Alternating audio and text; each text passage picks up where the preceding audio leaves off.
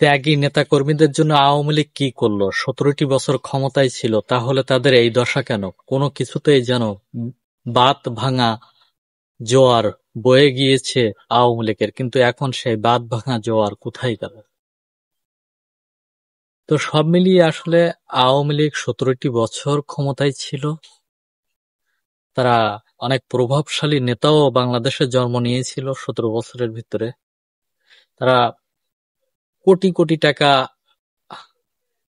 আয় করেছে এবং কোটি কোটি টাকা দেশের টাকা বিদেশে পাচার করেছে। আর যারা ছিল ত্যাগী নেতাকর্মী, টাকা পয়সা লুটপাট করতে পারেনি, তারা কিন্তু এখনো অসহায়, আগেও ছিল অসহায়।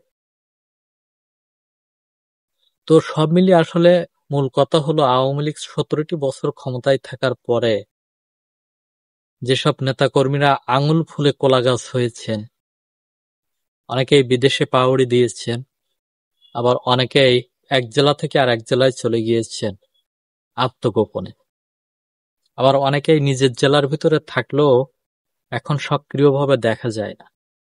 সব মিলিয়ে আওয়ামী লীগের নেতাকর্মীরা এখন বেকায়দায় আছেন। তো এমনও আওয়ামী লীগের নেতাকর্মীরা আছে যারা জেল খাটছেন, ভবিষ্যতে জেল খাটার সম্ভাবনাও অনেক বেশি। তো এই যে ১৭ বছর আওয়ামী লীগ ক্ষমতায় ছিল, তারা কেন জেলা পর্যায়ে কয়েকটা আইনজীবী নিয়োগ দিতে পারেনি?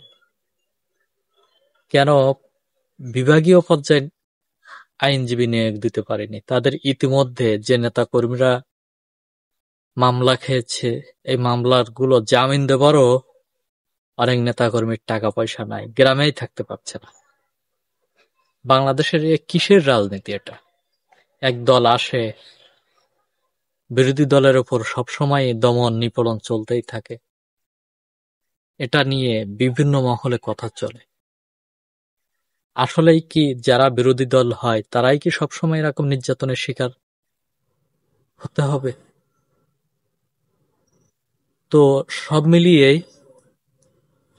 আওয়ামী লীগের নেতাকর্মীরা যারা ত্যাগী ছিল তাদেরকে দলে মূল্যায়ন করেছে, আবার যারা ত্যাগী ছিল না তাদেরকেও অনেক সময় মূল্যায়ন করেছে তাদের বলিষ্ঠ ভূমিকা, গায়ের জোরের কারণে। তো সেই সব নেতাকর্মীরা লুটে পুটে খেয়ে দেশ থেকে বিদেশে পাউড়ি দিয়েছে, আবার কিছু নেতাকর্মীরা ঠিক মতো না খেতে পেরে কোন রকম ডাল ভাত দুমুঠো খেয়ে এক জেলা থেকে আর এক জেলায় চলে গিয়েছে, আত্মগোপনে আছে। তারা অনেকেই বলে যে আমার জামিন দেওয়ার মতো অর্থ নেই, আমি জামিন দিতে পারছি না।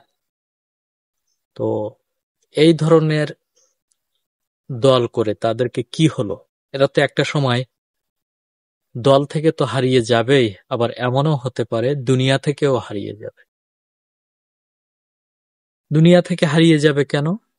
কারণ তারা বিভিন্ন সময় অপমানিত হয়ে দলের ঠিকমতো কাজ না করতে পেরে দলের দুর্দিনে থাকাকালীন মানসিক টেনশনে তারা পৃথিবী থেকে বিদায় নেবে। তো সব মিলে একটা কথা, যারা ১৭টি বছর দেশ চালিয়ে লুটপাট করে খেয়ে আঙুল ফুলে কলাগাছ হয়ে দেশ থেকে চলে গিয়েছে, তারা কিন্তু কখনোই ভাবেননি তাদের নেতাকর্মীরা কিভাবে চলবে, কিভাবে থাকবে, কিভাবে বসবাস করবে এই দেশে। তাদের উচ্চ পর্যায়ের নেতাকর্মীরা কিন্তু কিছুই ভাবেনি। তাই সবসময়ের জন্য প্রত্যেকটি দেশে, বিশেষ করে আমাদের বাংলাদেশে মাঠ পর্যায়ের যে নেতাকর্মী তাদের অবদান থাকে অনেক বেশি, আর দুঃসময়ে এই নেতাকর্মীর পাশে আবার কেউ থাকে না। তার বাস্তব প্রমাণ আওয়ামী লীগ ছিল ১৭টি বছর ক্ষমতায়, কিন্তু আওয়ামী লীগের নেতাকর্মীরা মাঠ পর্যায়ে কাজ করেছে সবচাইতে বেশি, কিন্তু তাদেরকে এখন জামিন দেওয়ার মতো দলের থেকে টাকা দেওয়ার কেউ নাই।